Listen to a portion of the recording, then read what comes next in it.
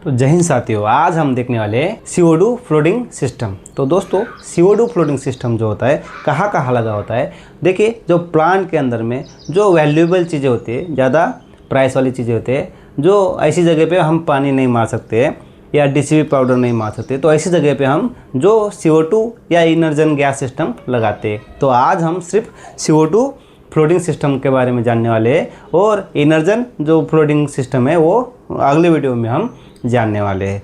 तो प्लांट के अंदर में क्या क्या मेन चीज़ हो सकती है। एक होता है main control room, switch gear room, MCC room, और कोई टेक्निकल जो इंडस्ट्री होती है, कोई टेक्निकल जो रहता है जहाँ पे कंप्यूटर का पूरा डाटा रहता है, लैब होती है, उस जगह पे हम CO2 फ्लोटिंग या इनर्जी सिस्टम लगा देते हैं। ओके, तो एक एक करके हम समझने वाले हैं कि ये कैसे कार्य करता है, इसके अंदर क्या क्या होता है। ओके, तो सबसे पहले हम जानते हैं, तो मान लीजिए 2 मंजिल का कोई बिल्डिंग है। जैसे NTPC प्लांट की अगर बात करेंगे हम, तो कंट्रोल रूम हमेशा ऊपर में रहता है और नीचे में कोई ना कोई अलग अलग सिस्टम बने हुए होते हैं।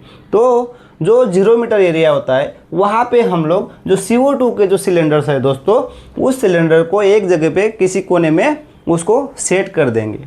तो उसका सिस्टम क्या क्या है, देखिए CO2 जो सिलेंडर है वो भी साइड में रहेंगे, और एक यहाँ पे क्या रहता है, सिलेंडर्स के ऊपर में एक सोलोनाइट वाल्व रहता है। और एक्टिव करने के लिए वो किससे हम प्रेशर देते हैं, जो नाइट्रोजन सिलेंडर लगा रहेगा साइड में, उससे हम एक्टिव करेंगे। तो एक एक करके जानते हैं कि प्रोसेस पूरा कैसे होने वाला है।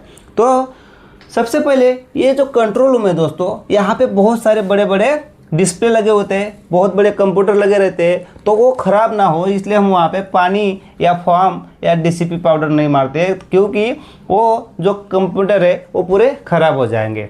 तो देखिए, ये पूरा रूम है और इस रूम में क्या क्या लगा हुआ है।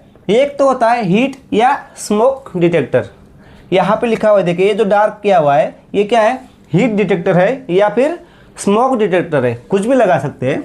और कुछ आप लोगों ने देखा होगा जो NTPC या किसी भी इंडस्ट्री एरिया में जो काम करता है, तो कंट्रोल रूम में अगर आप जाओगे तो इसने ये लंबे लंबे पाइप निकले हुए रहते हैं, वो इसी के लिए रहते हैं, CO2 या इनर्जन जो फ्लोटिंग सिस्टम है उसके लिए लगे रहते हैं। ये जो नोजल्स लगे हैं, इसका जो कनेक्शन है दोस्तों, ये पूरा क्या है, CO2 जो सिलेंडर लगे हैं वहाँ से कनेक्शन आया हुआ है। अभी ये नॉर्मल स्थिति में है और यहाँ पे क्या है, सोलोनाइट वाल्व है, इनको तो ये तो हमेशा ऑन रहते हैं, लेकिन सोलोनाइट वाल्व की वजह से उनका जो डिस्चार्ज है वो गैस निकलता नहीं है। तो उसको कैसे एक्टिव करेगा अभी हम जानेंगे। और जो यहाँ पे क्या है, फायर अलार्म सिस्टम लगा रहता है।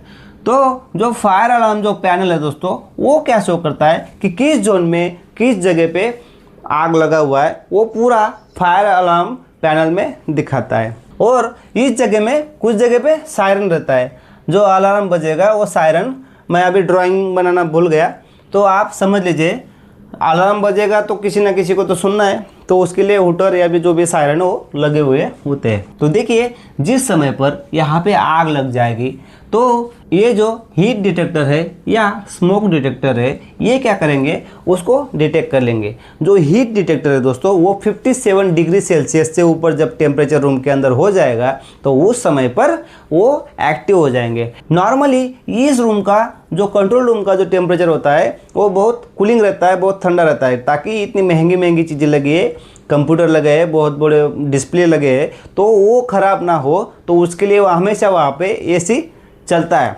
इसलिए नॉर्मल रूम रहता है, कूलिंग रूम रहता है। तो जिस समय पे रूम के अंदर का टेम्परेचर 57 डिग्री सेल्सियस से ज़्यादा चला जाएगा या बहुत ज़्यादा स्मोक आ जाएगा, तो स्मोक डिटेक्टर लगे होने से वो स्मोक को डिटेक्ट कर लेगा और मैसेज देगा। कहाँ पे देगा, फायर अलार्म पैनल पे। जैसे ही फायर अलार्म पैनल पे मैसेज आएगा तो ये सायरन बजाना शुरू कर देगा, और ये सायरन बजने के बाद 1 मिनट तक ये वेटिंग करता है। इसको एक्टिव करने के लिए यहाँ पे एक मैनुअल सिस्टम दिया हुआ होता है। कौन सा होता है, गैस अबॉर्ड और एक गैस रिलीज। जिस समय पे ये मैसेज दे देता है पैनल में, तो मैसेज देने के बाद वो 1 मिनट तक वेट करता है ये जो CO2 फ्लोटिंग सिस्टम है ये 1 मिनट तक एक्टिव होने के लिए वेट करता है, क्योंकि मान लो कोई छोटा मोटा आग लगा है तो वो नॉर्मल एक्सटिंग्विशर से भी अगर बुझ सकता है, तो उसके लिए इतना बड़ा जो फ्लोटिंग सिस्टम लगा है, गैस फ्लोटिंग सिस्टम, उसको एक्टिव क्यों करना है। तो यहाँ पर 2 ये लगे रहते हैं, स्विच टाइप के लगे रहते हैं, जिसको ब्रेक करना होता है। एक के ऊपर लिखा रहेगा दोस्तों गैस अबॉर्ड, और दूसरे के ऊपर लिखा रहेगा क्या होगा, गैस रिलीज। उसके ऊपर ग्लास का सीट लगा रहेगा, मतलब ग्लास रहेगा, उसको फोड़ना है। इनकेस अगर छोटा फायर कॉल है तो हमको जो यहाँ पे गैस अबॉर्ड है उसको अगर हम ब्रेक कर देते हैं तो ये जो CO2 फ्लोटिंग सिस्टम लगा है ये ऑपरेट नहीं होगा। और अगर हम कुछ भी नहीं करते, अगर मैनुअली इसको दबाना है, इसको फोड़ने से हम गैस वो भी उससे भी रिलीज हो जाएगा। दूसरे जो ये फायर अलार्म सिस्टम है इससे भी हम एक्टिव कर सकते हैं। तो एक्टिव कैसे होगा, यहाँ का जो गैस है वो एक्टिव कैसे होगा, तो अभी हम एक एक करके समझते हैं। देखिए यहाँ पे एक नाइट्रोजन सिलेंडर लगा हुआ है। नाइट्रोजन सिलेंडर का जो गैस है दोस्तों कहाँ तक आएगा, इस जगह पे आएगा, मतलब ये तीनों में लगा हुआ है, ठीक है। और ये जो सिलेंडर है ये तीनों का एक जो आउटर है ये साइड से दिया गया हुआ है। और यहाँ पर क्या है, सोलोनाइड वाल्व लगा हुआ है। तो सोलोनाइड वाल्व कैसे लगा हुआ है, यहाँ पर एक सिस्टम है हुक टाइप का, अभी मैं ड्राइंग समझा नहीं पाऊँगा। यहाँ पर क्या है दोस्तों, एक सिस्टम लगा हुआ है सोलोनाइड वाल्व।